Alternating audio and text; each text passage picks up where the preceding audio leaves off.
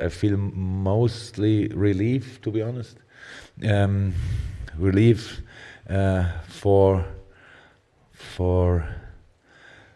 my family actually, because they are pretty close to me, how you can imagine. And the last 6 times we always flew on holiday with a silver medal. That doesn't feel too cool. And this is completely different this year, so it's for them as well. That's great. It's for our, I said it already, for supporters of course, but for our owners as well, because they never put real pressure on us. They appreciate the development, they see the steps we make. It's for them as well. It's great. And yeah, for the players, we were all pretty much crying on the pitch because it was so emotional. It was so big. It means so much to us. It's so painful.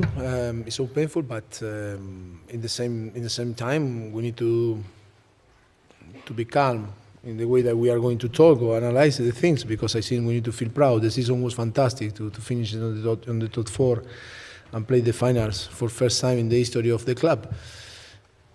It's a thing that is going to be painful because we lose the final, but in the same time we need to be positive.